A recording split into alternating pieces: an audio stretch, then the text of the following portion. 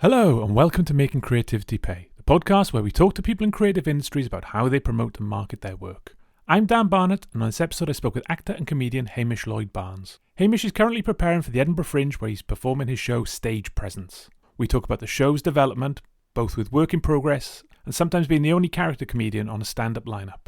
We also talk about the logistics of playing multiple characters within a show and his experience as a finalist in this year's Leicester Square Theatre Sketch-Off. I started by asking Hamish to give a brief introduction about himself. Yeah, well, I'm a actor, comedian, and voiceover artist, I suppose. I do a lot of live comedy at the moment, predominantly character comedy, and taking my debut show to Edinburgh this year, Stage Presence. And then alongside that, I work freelance as an actor. I run a theatre company called Spies Like Us, with which I've made 4 shows that we've taken to the Fringe over the years and toured nationally and internationally. And we make sort of inventive ensemble physical theatre shows. And as a voiceover artist, I kind of do loads of stuff like audiobooks, animation, a whole range of things, really. Yeah, cool, fantastic. So yes, you mentioned it there, your show Stage Presence. So it's early June as we speak, so there's a couple of months to go. I don't know if you wanted to kind of talk a little bit about the kind of the premise for it and kind of how it's going so far. Yeah, so the premise of the show is it's a multi-character comedy show set in a haunted theatre the night it gets demolished, and I play all of the ghosts and some of the furniture. So I play like the curtains and a spotlight and a ticket and things like that. And all the characters kind of they act as like a standalone set, but then as it goes on, you kind of realize that all of the stories are interconnected, and there's like a wider narrative and mystery for the audience to unpick about what has gone on in this building, essentially, before Yeah. it's destroyed forever.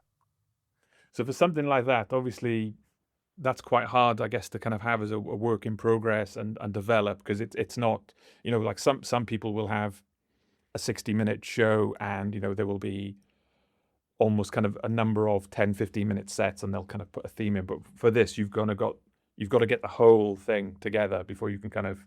Yeah. Um yeah, been a weird one because it started as a 10-minute set because it was I was inspired by this true story at the Adelphi Theatre. In 1897, there was an actor called William Terrace, and he got murdered by another actor at the stage door. And then people say that they've seen his ghost around the Adelphi, and I just found the idea of a ghost kind of haunting for attention as opposed to be scary quite funny. So I was like, oh, the sort of ghost of a narcissistic actor is quite funny. And that became like a 10-15 minute set. And that I can do like standalone because it sort of makes sense. But Yeah. I've discovered sort of the hard way with some of it, like, because some of the characters like can only exist within the hour because they're so kind of narrative dependent. And also, I suppose there's a degree to which, like, when I'm playing, like, I've gigged at comedy nights as like the spotlight character, which does work, but I think that it always feels like, I don't know, I do a lot of just straight stand-up nights and I'll be like the character act. And I think often it's great but there's always an adjustment of like, okay, this is something slightly different. And I think if I'm being an inanimate object, it's like, not only is the audience having to go from straight stand-up to a character, they're going like, okay, this guy's doing something weird and he's also not a human. It's just like there's a bit of cognitive dissonance there. It's been more of I did like a 45-minute segment where I just tried out like 5 of the characters, and then I did an hour from there, and then just kept doing the hour. So that's been I've realized like most of it I can only test out by just sort of doing the whole thing, which is fun, but I guess it kind of I don't have the luxury maybe that other acts have of like being able to just piece together loads of 10 minutes that they can hone thousands and thousands of times. So I know you've got like a few work in progresses lined up June, Mhm. July ahead of time. Is that kind of almost like final rehearsal, or is it still fairly fluid? Um, it's at a point now I'm pretty happy with where it's at the moment. I'm kind of like halfway through the work in progresses. And so I think now it's more about finding the details and polishing it. Well, I say that, maybe I'll change everything in a month. Panic. But no, I feel good about, like, I think over the last few, it's been a lot of like drastic changes, like completely new characters each time, changing the sort of wider narrative. And that's been really exciting. But the last time I did it, I was like, okay, it feels like those bigger things are in place. Like, I've got all the characters, I've got the story, and now it's just about honing it. It's been interesting actually, because now I'm in a position where I think I need to cut time is my biggest thing. So it's nice to be like not stressing about having enough and actually asking myself like, okay, well, even if this I think is funny, what do I want to be saying with it? And like with this character or story beat, like what's the best thing for the actual overall narrative, as opposed to just like, oh, I need something to fill this gap. So yeah, that's been a really rewarding part of the process for me. I've seen some of the visuals for the show, which look great. It's a great photography and kind of setup. I mean, how did you find the process of that? The kind of thinking, right, I've got an image that I want to show, and working with a photographer and the design and all that kind of stuff. Yeah, really fun. I mean, I've done that with my theatre stuff before, but never for a solo project. It was cool. I mean, for the show generally, I've been really inspired by like sort of golden age cinema films. So I was like pulling from a lot of those posters and like classic Hollywood posters. Like I think there's a Sunset Boulevard poster that's very similar to my end product, which I was really inspired by. So yeah, really fun to kind of work with the designer to pull that together. I found it was an interesting doing the photo shoot itself, because I think I kind of realized how difficult it is to, yeah, just like portray a live, the essence of a live project in an image and for a camera, because some of the characters are quite big and larger than life, but you don't want to be. It was like, how do I convey that to a lens in a way that doesn't make it look too like pantomime or children's theatre or too much for the camera, but also still looks kind of like fun and high energy and exciting and a bit heightened. So that was an interesting process. And also in the photo shoot itself, I think I went in with an idea of what I wanted, and then that wasn't quite working. So we kind of played around and then found something else that felt more organic in the moment. So I was happy that I kind of listened to those instincts that said like, something's not right here.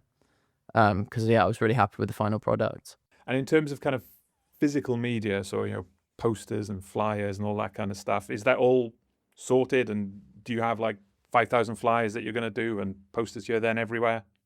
In terms of well, there's been a bit of a weird thing with the like outdoor advertising in Edinburgh this year. It's kind of been a bit of a shit show, for lack of a better word.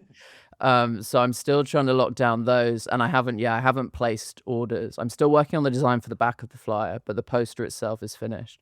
But yeah, I will be getting that all done in time for August. Yeah. And in terms of the actual flyer and yourself, are you going to do that? Because I've spoken to quite a few people who do character comedy at the Fringe, as opposed to straight stand up, as it were. Yeah. And a lot of them kind of say that they prefer to flyer as the character. Are you planning to do that, or you flyering or not flyering at all even? No, but yeah, people have asked me this. Well, the thing that I immediately have thought about when people ask me that is that my character doesn't have, he's barefoot.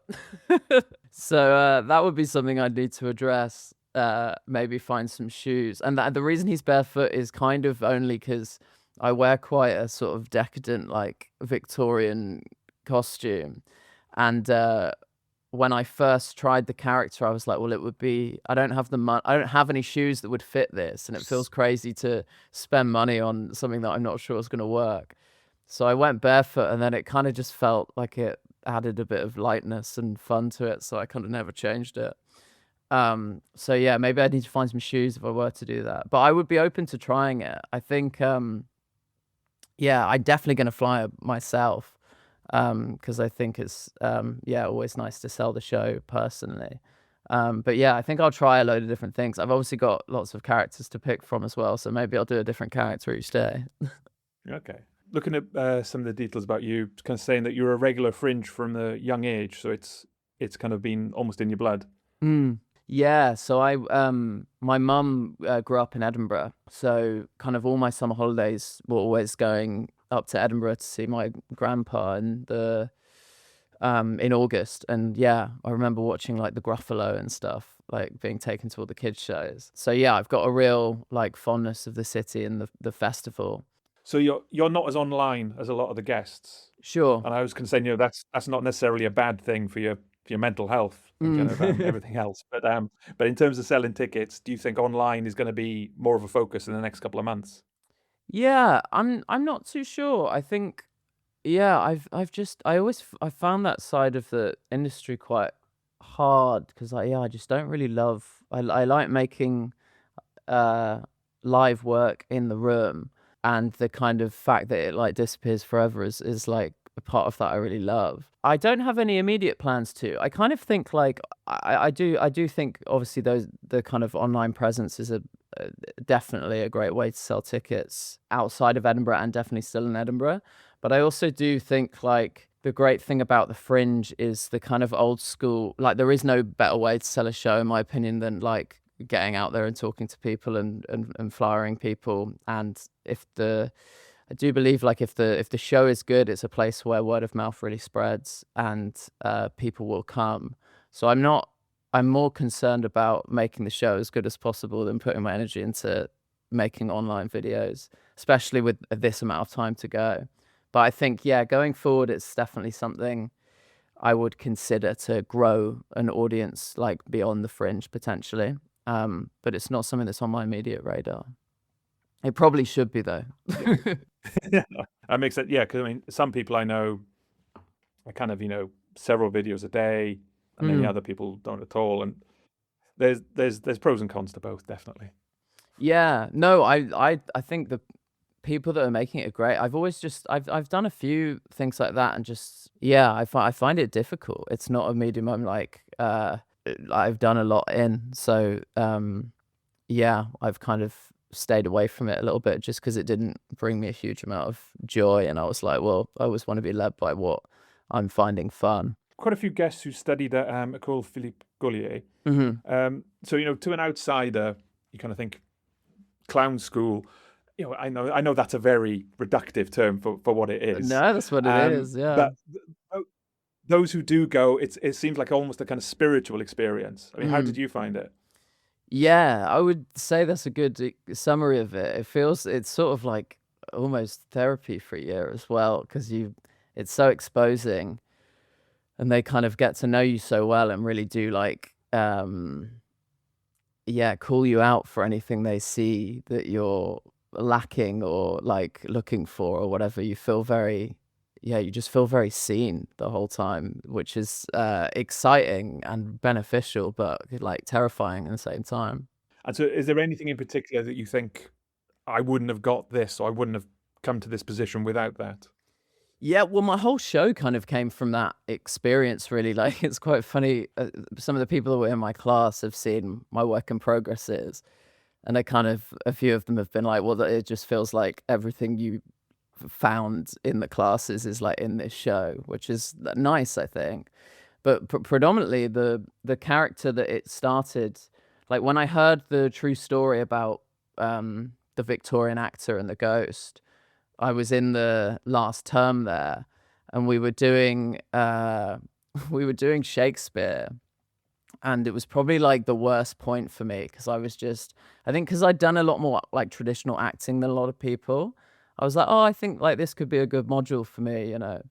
And I was just so bad, and they were really. I was trying. You kind of basically pick a play to do, and like each day you're trying to get up and like do stuff. And I was doing Hamlet, and I was getting on stage, and every time I got on stage, the teacher was telling me how boring I was and how bad it was, and it really like ground me down to the point where I was just like so done. And we got up and tried. Me and my friend Eloise tried the Hamlet and Ophelia scene where he sort of tells her that he doesn't love her, and it was just really bad again. And the teacher was like, why don't you play Hamlet as a vampire?" And I was like, "What?" And she was like, "Yeah, why not?" And so the teaching assistant like put this cloak on me and like gelled my hair. And she was like, yeah, just come on and like be a vampire and say the lines. And it sort of started working, and it was just really insane and kind of funny and weird. And I think because I found it so ridiculous, I kind of stopped trying to be good at acting and just like had fun with it. And then 2 days later, we had to like present in front of the whole school, and you had to do a scene. And I was just like, why don't we just double down on this vampire thing? Because we have nothing. And we just made it crazy. Like I got carried onto the stage, like as if I was in a tomb. And I kind of spent the whole scene trying to like bite her neck, and was like hiding around the stage and wore this crazy eyeliner. And it just really worked, and people found it really funny and weird. And like it was just, I guess the teacher was like, yeah, the kind of madness of Hamlet is very clear here, I think, because I was just being insane. And so I kind of left that being like, oh, this characterization, there's some like maybe there's a comedy character there. And then I think, yeah, it was around the same time I heard that story, and I was like, oh, maybe this character could be like a ghost of an actor. And so that's the kind of was the starting point for everything, really.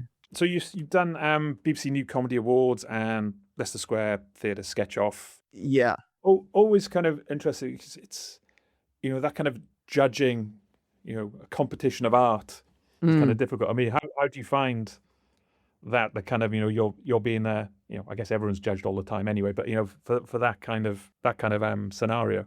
Yeah, difficult, but I think, yeah, I don't think anyone enjoys those competition environments, but I think I have quite a healthy attitude towards it, in the I've done so many, because I think because I started doing just straight stand up. And I don't know why, but when you do those open mics, it feels like every other gig you do is some form of competition, like whether it's as small as like a clap off at the end and people pick their favorite act.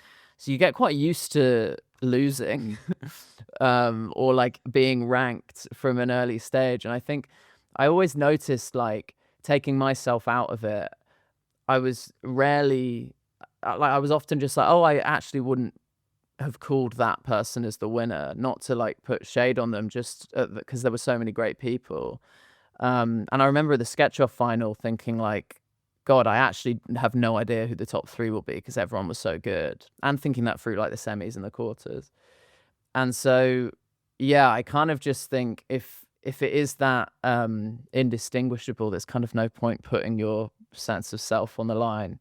Obviously, I'm human, and I like get excited and like have the kind of what if moment as much as everyone else, but I try my hardest to just like, in those environments, control what I can control. Just say like, well, I can have a good gig, and that's all I can do, and if I do that, then that's a success, and I kind of leave everything else up to, that's not really my business, I suppose. So you do a number of things around, you kind of written for some of the Radio 4 sketch comedy, acting, sketch performance, all those kind of things.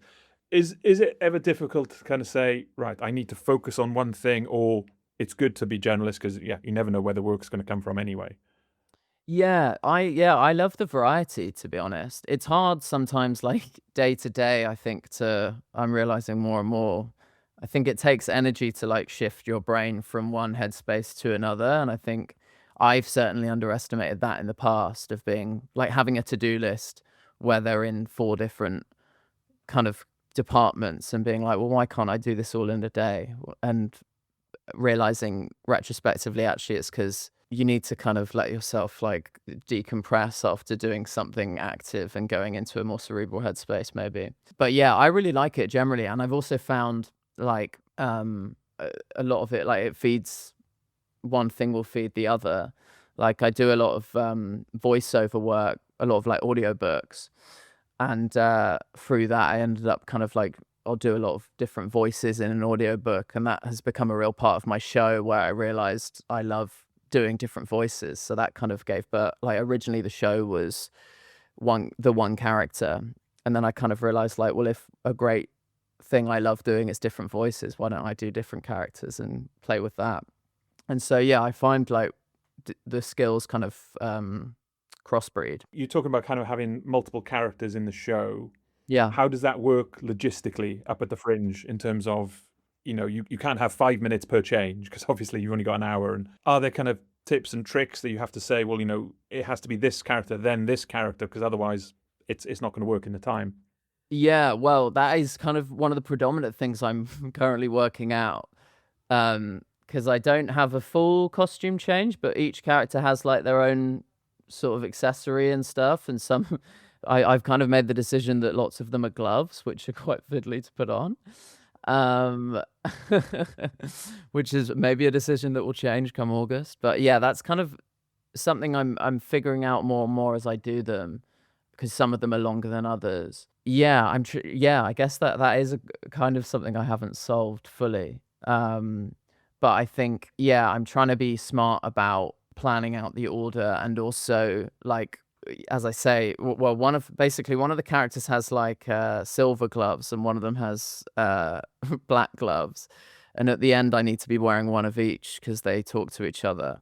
And my director realized, because I was taking ages like taking one off and putting the other one on, but I could just take one off and have one of the gloves underneath. So I'm wearing two originally. And so, yeah, little tricks like that we're trying to figure out currently.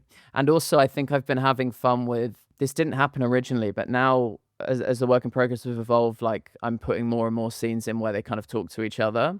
And figuring out, like, sometimes I find the problems are always, the solutions to the problems are often good jokes. So, like, I found a joke where one of the characters wears an earring and one of them doesn't. And when they were talking to each other, I was like, oh, well, what if the character with the earring sort of asks like why the other character's also wearing an earring, and then he can also be wearing this, like, the same earring, and that's a nice little gag kind of thing. So yeah, trying to, as much as, I think especially with my show, it's all about the theatre, right? So I think the costume changes and the theatricality of it is something I want to embrace and not shy away from. So I think as much as it's about like making it slick for the audience and having that magic where they think, oh, how did he change really quickly? I also want to not shy away from the fact that I'm just a guy putting 8 costumes on, because I think that's kind of part of the vibe as well. You've got a lot on for August and getting that out, but where do you see the show going beyond that? Would you like to kind of, a lot of people talk about Soho theatre or taking it a bit more regionally, and you're talking about your own theatre company. Is there something in the pipeline, or you just thinking about August and see where you get to after that? Yeah, well, yeah, obviously it depends on the how well it goes and whether there's an appetite for it. But I would love to. Yeah, I'm trying to invite people to put together like a small regional tour. It'd be great to do that, sort of like 5 dates or something like that. I would also obviously love to do the Soho Theatre, especially when the kind of inception of me starting to do character comedy came from doing the Soho Comedy Labs. So yeah, I would love to do the show there. So yeah, I definitely would love it to have a life after the Fringe, but I guess, yeah, a lot of that is out of my hands and depends on the success of it. And you're saying, with the theatre company, I mean, how have you found, probably, you're younger than me, you don't know too much about pre-COVID, but how have you kind of seen audience change and just general demand for theatre in general, since COVID and, cost of living and everything else? I mean, how hard is it to get a production up and running? Yeah, well, massively. I mean, our company, we did 4 shows. 3 of them were before COVID, and then the last one was after. And so we really saw the like 2 sides of that coin. And yeah, I mean, we haven't made a show in quite a long time. I'm not sure if we will again, because it just became so hard to finance. We were kind of relying on like Arts Council money. And that was becoming harder and harder to source. And then like there's not a lot of funding opportunities outside of Arts Council. And also it's weird because I never considered the work we were making as big scale, but we were 5 actors, a producer and a director, and like the 4th show we did had for a Fringe show, like quite a substantial set. And when it got to that point, it was like it was quite an expensive show to make on the level that people are at the Fringe. So yeah, found it definitely hard. And I think that what year we did the Fringe in 2022, and that felt like audiences hadn't fully recovered. Like there weren't as many people at the Fringe as prior to COVID. Whereas I feel like I did a show, like a free comedy show last year, and it feels like it's returning slightly to the levels it was at before, I think. Yeah, I also think I don't know how true this is, but it feels like the appetite in terms of genre has shifted slightly. Like, feels like people have less of an appetite to see like darker, more serious things and generally want more light-hearted stuff. Obviously, there's exceptions to every rule, but that feels like slightly the vibe I get. And so at the Fringe, when you're there as a punter, what are the kind of things you look for in a show? So, in terms of title, poster, someone accosting you in the street, what are the kind of things that work for you? Interesting. I guess anything just that feels like unique. It's hard to put a finger on it. I think with the Fringe shows, I like something that feels like this feels like a bad word, like inventive. But I guess everything is inventive. But in the way that for me, a sort of classic Fringe vibe is like, oh, they only use, they do this massive show and all they use is a cardboard box or something. So I like stuff that's quite DIY and kind of creating a wider world with not a lot of stuff or like everyday stuff. I think that comes from the first show we did as a company. It was an adaptation of Our Man in Havana, the Graham Greene novel. And it's about a vacuum cleaner salesman who gets accidentally recruited to be a spy. And we bought like a 1920s vacuum cleaner, and that was the only prop we used, and we kind of disassembled it to make loads of different things. So I think I like that kind of DIY creativity. And I think that came from like the want to make a show that we could just take anywhere in a bag. And I think I still retain that ethos. But yeah, other than that, I like a narrative, I think. I like a kind of a bit of story beyond just kind of like, I think if you're doing an hour, for me personally, just in terms of my taste, it's different for everyone. I think I like it to feel like it's going somewhere as well as just being funny or engaging. Yeah, I suppose I don't know, but just something like that feels different and exciting. Yeah, I mean, that's the thing. You never know what you're going to get. Because I was looking on your Fringe ticket page, just see kind of where you're doing it, whatever. And then one of the other shows at the bottom was That's Why Mum's Gone to Switzerland, which is upon an Iceland, but it's about someone kind of euthanizing their mother almost. And I thought, that's the kind of thing you probably only see at the Fringe, and you kind of think, yes, kind of taking a punt on that kind of stuff. Yeah. I think if the title can make you laugh, you're doing pretty well. Thanks to Hamish for coming onto the podcast. You can find out more details in the show notes about where to find Hamish both online and at the Fringe. If you enjoyed this, check out our other episodes of variety comedians, musicians, authors and others in creative industries talking about trying to make creativity pay. Thanks for listening.